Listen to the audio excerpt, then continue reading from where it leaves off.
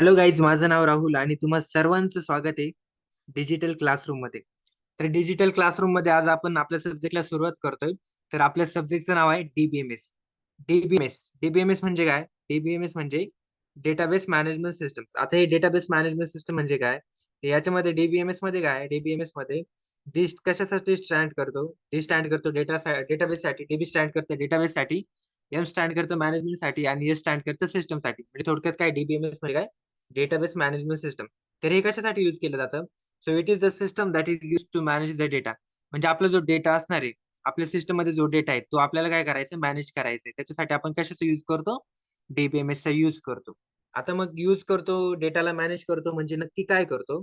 तर याच्यामध्ये आपण काय करतो की बघतो how our data is get represented in the system. म्हणजे आपली जी सिस्टम आहे डेटाबेसची, त्याच्यामध्ये आपल्या डेटाचं रिप्रेझेंटेशन कशा प्रकारे असणार आहे हे आपण कशामध्ये बघतो? तर डेटाबेस मॅनेजमेंट सिस्टम मध्ये बघतो.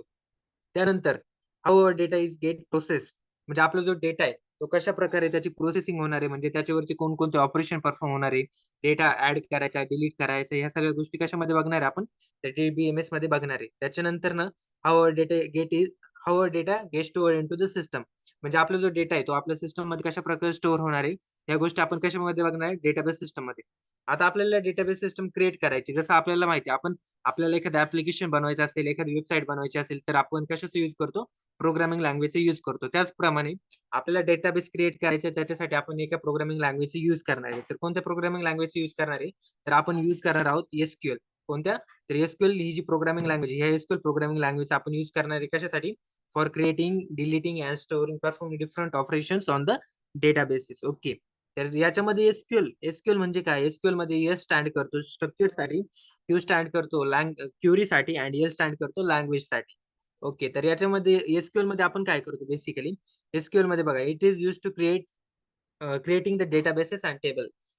म्हणजे आपण याच्यामध्ये आपल्याला जर डेटाबेस क्रिएट करायचा असेल, टेबल क्रिएट करायचा असेल, तर त्याच्यासाठी आपण कशाचा यूज करतो? तर एसक्यूएलचा यूज करतो. त्यानंतर performing operations on the database, table and or data. म्हणजे जो आपला डेटाबेस आहे, आपल्या डेटाबेसवरती ऑपरेशन परफॉर्म करायचं असेल, टेबलवरती ऑपरेशन परफॉर्म करायचे असतील, किंवा आपला जो डेटा आहे त्याच्यावरती आपल्याला जर ऑपरेशन परफॉर्म करायचे असतील, तर आपण कशाचा यूज करतो? तर एसक्यूएलचं करतो. त्याच्यानंतर storing databases, storing tables and storing data. म्हणजे आपला जो डेटा, आपले जे टेबल्स, आपले जे डेटाबेसेस आहेत, ते आपल्याला स्टोअर करण्यासाठी कोणत्या लँग्वेजचा यूज करणार आहोत आपण? तर एसक्यूएल लँग्वेजचा आपण यूज करणार आहोत. तर या एसक्यूएल लँग्वेज मध्ये वेगवेगळ्या लँग्वेजेस येतात. एसक्यूएल लँग्वेजेस मध्ये काय येतात? वेगवेगळ्या लँग्वेजेस येतात. त्यांच्यापैकीच पहिली लँग्वेज आहे डीडीएल. आता डीडीएल म्हणजे काय? डीडीएल मध्ये डी स्टँड करतो डेटासाठी, डी स्टँड करतो डेफिनेशन साठी आणि एल स्टँड करतो लँग्वेज साठी. त्याच्यानंतर सेकंड आहे डीएमएल. डीएमएल मध्ये डी स्टँड करतो डाटासाठी, एम स्टँड करतो मॅनिप्युलेशन साठी आणि एल स्टँड करतो लँग्वेज साठी. त्याच्यानंतर नेक्स्ट आहे आपल्याकडे डीसीएल. डीसीएल मध्ये डी स्टँड करतो डाटासाठी, सी स्टँड करतो कंट्रोल साठी आणि एल स्टँड करतो लँग्वेज साठी. म्हणजे डीसीएल म्हणजे काय? Data control language. त्याच्यानंतर येतं टीसीएल. टीसीएल म्हणजे काय? टीसीएल मध्ये टी स्टँड करतो ट्रान्झॅक्शन साठी, सी स्टँड करतो कंट्रोल साठी आणि एल स्टँड करतो लँग्वेज साठी. टीसीएल म्हणजे काय? Transaction control language.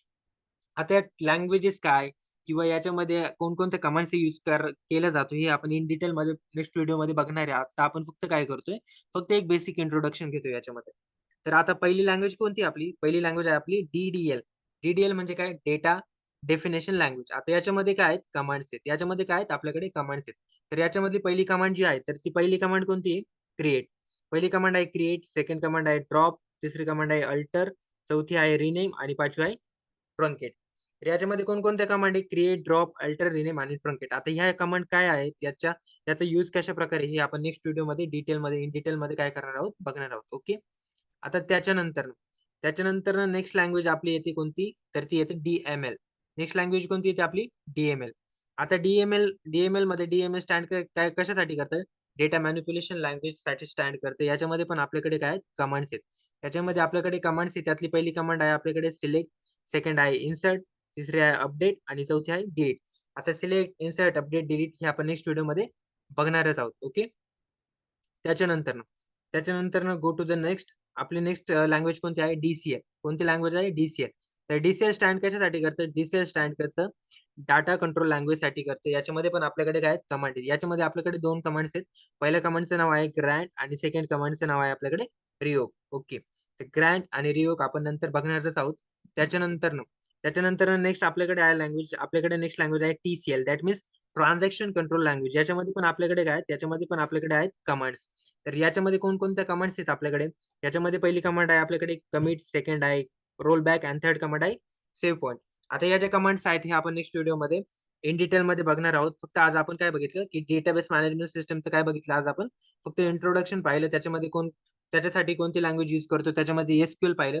एसक्यूएल मध्ये आपण काय पाहिलं, ज्या लँग्वेजेस आहेत DDL, DML, DCL, TCL ह्या लँग्वेजेस बघितल्या आणि त्याच्यामध्ये कोणकोणत्या कमांड्स यूज केले जातात हे आपण आजच्या इंट्रोडक्शनच्या व्हिडिओमध्ये बघितलं. आता नेक्स्ट जे व्हिडिओज येतील त्या नेक्स्ट व्हिडिओमध्ये आपण प्रत्येक टॉपिकला इन डिटेल मध्ये बघणार आहोत आणि ह्या ज्या कमांड आहेत त्यांना पण इन डिटेल मध्ये बघणार आहोत आणि जे काही नवीन पॉईंट्स याच्यामध्ये ऍड होतील त्यांना आपण आपल्या प्लेलिस्ट मध्ये ऍड ऑन करण्याचा प्रयत्न करूयात. Okay, so thank you for watching this video.